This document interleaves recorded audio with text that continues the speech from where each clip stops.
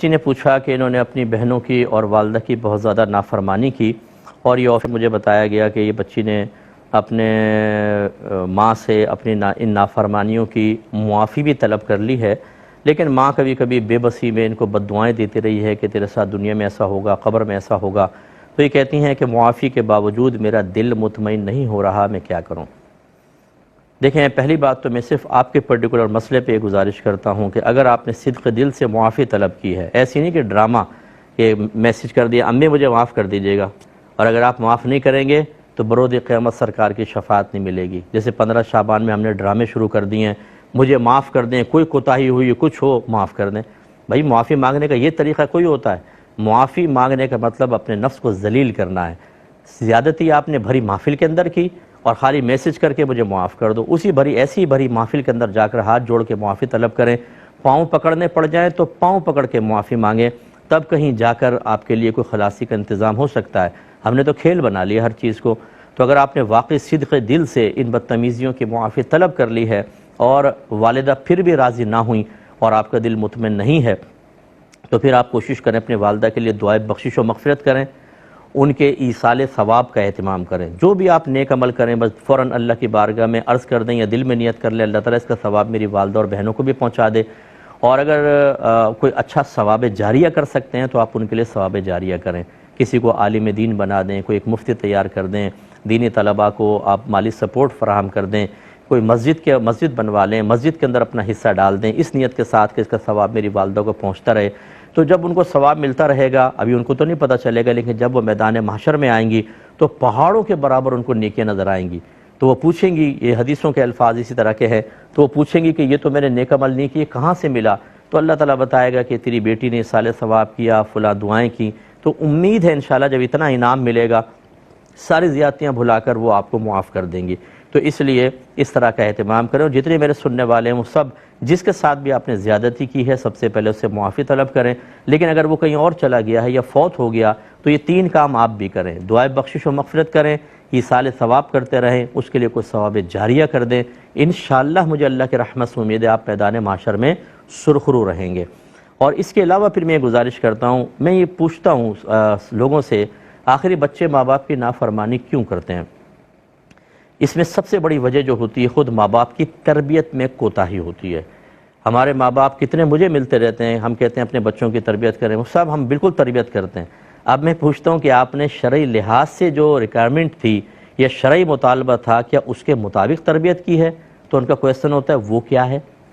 یعنی جب آپ کو یہی نہیں پتا کہ شریعت کس چیز کے اندر بچوں کی تربیت کا مطالبہ کرتی ہے تو کیسے آپ یہ دعویٰ کر سکتے ہیں کہ ہم نے بچوں کی تربیت کر دی؟ بیٹا سر ڈھک کر واش روم میں جاؤ، کھانا کھاتے ہوئے سر ڈھک لو، بڑے آئیں تو سلام کر لو، پاؤں مت ہلاؤ، پاؤں پہ پاؤں نہ رکھو، یہ کچھ آداب سکھانے کے بعد ہم کہتے ہیں شاید ہم نے مکمل تربیت کر دی۔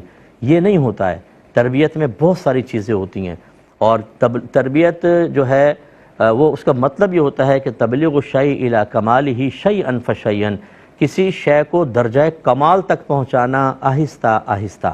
بھی کون سی تربیت ہے ہماری جو ہم کر رہے ہیں، جس کو شریعت بعض اوقات مطالبہ بھی نہیں کر رہی وہ تو ہم کر رہے ہیں، جس کا مطالبہ کر رہی ہے وہ نہیں کر رہے، تو پھر بچوں کو چونکہ پورا دین نہیں پتہ ہوتا وہ بدتمیزی کر بیٹھتے ہیں۔ اور کبھی میں نے ایسا بھی دیکھا ہے کہ ماں باپ کہتے ہیں ہمارے بچے بہت اچھے ہیں، بہت تربیت یافتہ ہیں، حالانکہ وہ بچے گناہوں میں ماں باپ کے ساتھ تعاون کر رہے ہوتے ہیں۔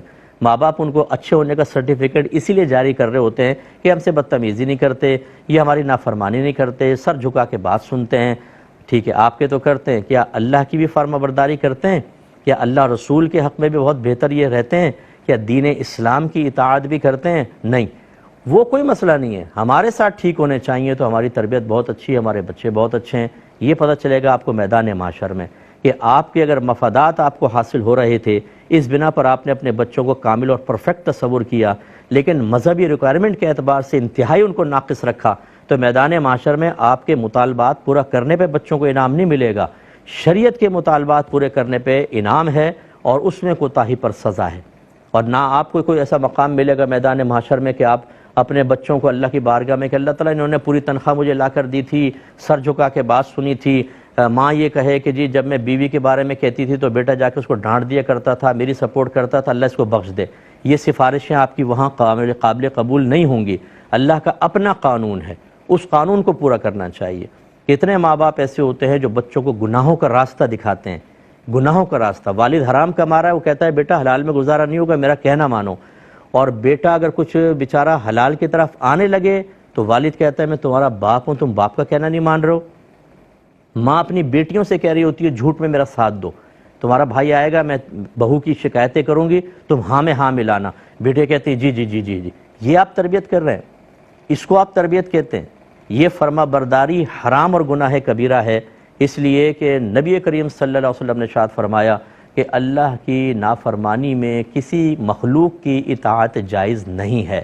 اس لیے برا مت مانیے جو ماں باپ مجھے سن رہے ہیں، میں نہیں کہہ رہا ہوں کہ آپ نے بالکل تربیت نہیں کی ہوگی، لیکن خدا را میدان محشر کی گرفت سے بچنے کے لیے ایک دفعہ ذرا یہ جاننے کی زحمت گوارا کر لیں کہ شریعت بحیثیت ماں باپ کے بچوں کی تربیت کے سلسلے میں ہم سے کس چیز کا مطالبہ کر رہی ہے، اور کیا ہم نے وہ اس انداز سے تربیت کی ہے کہ نہیں کی۔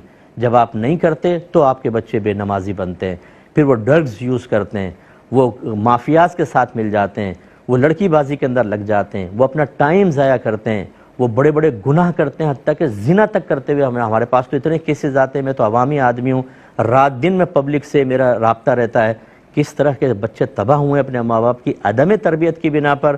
اس کا یہ بھی ایک شاخسانہ ہو سکتا ہے، ایک نتیجہ یہ بھی ہو سکتا ہے کہ بچی کی تربیت ہی نہ ہو۔